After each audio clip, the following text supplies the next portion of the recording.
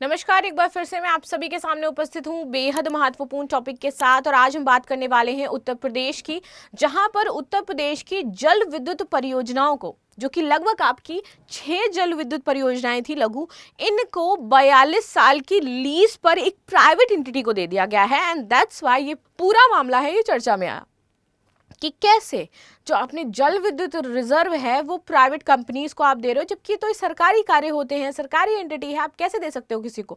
और वहां पे जो लोग काम कर रहे हैं, क्या वो प्राइवेट कर्मचारी बन जाएंगे इससे? तो ये पूरा मामला आता है, लोगों में बहुत सारा मिसकंसेप्शन या प्रॉब्लम्स क्रिएट होती हैं। तो इसको अब हम डिटेल में जानेंगे कि ये मामला है क्या। तो उत्तर प्रदेश सरकार के अधीन उत्तर प्रदेश राज्य विद्युत उत्पादन निगम लिमिटेड में 6 लघु जल विद्युत परियोजनाओं को 42 वर्षों के लिए निजी क्षेत्र को सौंपने हेतु टेंडर जारी किया। इससे लोगों के मन में ये स्पेकुलेशन आने लगी दैट कि अब भैया उत्तर प्रदेश में बिजली प्राइवेट होने वाली है, राइट, क्योंकि आप प्राइवेट तरीके से आप दे रहे हो उस तरीके से। तो इन परियोजनाओं के संचालन के लिए 1.5 करोड़ रुपए प्रति मेगावाट अग्रिम प्रीमियम तय किया गया है।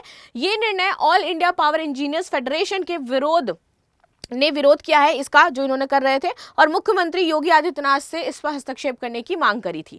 Now there is also a Holi offer, जहां पर आपको 2 तरीके के शानदार मौके दिए जा रहे हैं। ऑफलाइन क्लासरूम पर you can get 20% off, in the online classroom you can get up to 75 plus 10% extra discount. If you need any kind of information, so there is a number which is 9555124124, आप यहाँ पर contact कर सकते हैं। तो ये मामला यहाँ से बहुत ज्यादा चर्चा में आता है, और लोग ये कहने लगते हैं कि भाई ये तो गलत हो गया। अगर आप प्राइवेट कंपनीज को दे दोगे इस तरीके से बिजली उत्पादन का कार्य, तो फिर हमारे यहाँ की बिजली महंगी होनी शुरू हो जाएगी, यानी कि यूपी में बिजली और महंगी हो जाएगी।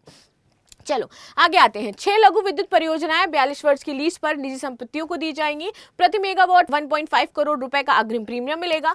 परियोजनाएं ऊपरी गंगा नहर पर स्थित हैं और 90 से 97 वर्ष पुरानी हो गई हैं। इसमें शामिल है भोला परियोजना 2.7 मेगावाट, सलावा 3 मेगावाट, निर्जनी ये 5 megawatt, Chittor 3 megawatt, Palra 0.6 megawatt, Sumera 1.5 megawatt हो जाती है।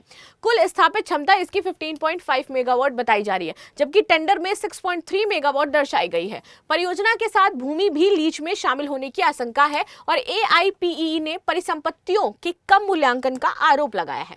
परियोजना की पृष्ठभूमि, तो ये सभी लघु जल विद्युत परियोजनाएं हैं और ऊपरी गंगा नहर पर स्थित हो जाती हैं। इनकी आयु लगभग 1 सदी पुरानी है। साल भर जल उपलब्धता के कारण निरंतर विद्युत उत्पादन संभव है, और सीमित निवेश से आधुनिकीकरण और उत्पादन क्षमता वृद्धि की संभावना बताई जा रही है।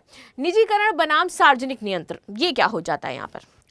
सरकार का पक्ष, निजी क्षेत्र में दक्षता और पूंजी निवेश, आधुनिकीकरण यानी कि उत्पादन में वृद्धि, और राज्य पर वित्तीय बोझ में कमी होता है। ये सरकार का पक्ष है।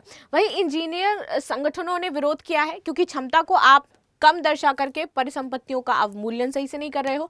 पश्चिमी उत्तर प्रदेश में उच्च भूमि मूल्य है, 42 वर्ष की लीज की अवधि है। भूमि में व्यावसायिक उपयोग की आशंका हो जाएगी कि पता चला आपने तो दिया था कि ये बिजली उत्पादन करेंगे, क्या पता वो उस पर क्या काम करें, कल को क्या बना दिया जाए। 42 वर्ष बहुत लंबा समय होता है, कल को उन्होंने बिल्डिंग बना करके बेचना शुरू कर दिया तो आप क्या करोगे ना। परिसंपत्तियों की मूल स्थिति की वापसी संदिग्ध है, कि जैसे तुमने दिया था वैसे ही तुम्हें मिलेंगी, ये कहीं पर आपने मेंशन नहीं किया है कॉन्ट्रैक्ट में। नाउ आर्थिक और प्रशासनिक मुद्दे, तो 1.5 करोड़ रुपए प्रति मेगावाट अग्रिम प्रीमियम से लगभग 10 करोड़ रुपए तक की परिसंपत्तियों में हस्ताक्षर की आशंका है। ये प्रश्न उठता है कि क्या परिसंपत्तियों का उचित मूल्यांकन है? दीर्घकालिक लीज से राज्य के राजस्व हितों पर कोई प्रभाव नहीं पड़ेगा। जनहित और नीति संबंधी प्रश्न ये है कि क्या सार्वजनिक संपत्ति का संरक्षण सुनिश्चित है? क्या PPP मॉडल में अधिक उपयुक्त विकल्प हो सकते हैं? क्या सरकारी क्षेत्र में आधुनिकीकरण अधिक लाभकारी होता है? संघवाद और ऊर्जा नीति से संदर्भ में महत्व है यहाँ पर कि राज्य सरकार की ऊर्जा क्षेत्र में निजी भागीदारी नीति है।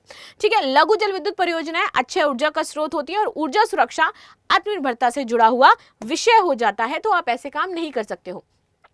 All India power engineers federation की अगर हम बात करें, तो ये हमारा हो जाता है भारत के विद्युत क्षेत्र का एक अखिल भारतीय संगठन। ये संगठन राज्य विद्युत उत्पादन, इसके साथ वितरण कंपनियों के कार्यरत इंजीनियरों के हितों का प्रतिनिधित्व करता है। राष्ट्रीय स्तर पर पेशेवर संगठन है, बिजली इंजीनियर संघ इसके सदस्य होते हैं। ये किसी सरकारी निकाय के अंतर्गत नहीं आता है, बल्कि एक स्वतंत्र फेडरेशन हो जाता है। प्रमुख उद्देश्य है कि विद्युत क्षेत्र में इंजीनियरों के अधिकारों और सेवा शर्तों को देखना, सार्वजनिक क्षेत्र में विद्युत संपत्तियों की सुरक्षा करना, बिजली क्षेत्र में निजीकरण और नीतिगत जो बदलाव है उनकी राय प्रस्तुत करना, और ऊर्जा क्षेत्र में पारदर्शिता व जवाबदेहिता बनाए रखना। ये मुद्दे की अगर हम बात करें, तो बिजली वितरण कंपनियों के निजीकरण का विरोध किया है, सार्वजनिक क्षेत्र में विद्युत परियोजनाओं के हस्तांतरण पर आपत्ति जताई है, ट्रैफिक नीति और बिजली अधिनियम संशोधन से जुड़े मुद्दे हैं और बिजली कर्मचारियों की सेवा सुरक्षा और पेंशन संबंधित ये विषय हो जाता है। लास्ट में क्वेश्चन है, 6 लघु विद्युत परियोजनाओं को कितने वर्षों के लिए लीज पर दिया गया है? तो आप सभी को कमेंट बॉक्स में बताना है कि इसका आंसर क्या हो जाता है। मिलते हैं नेक्स्ट क्लास में, तब तक के लिए धन्यवाद। लाइक शेयर सब्सक्राइब करना बिल्कुल भी ना भूलें and thank you so much.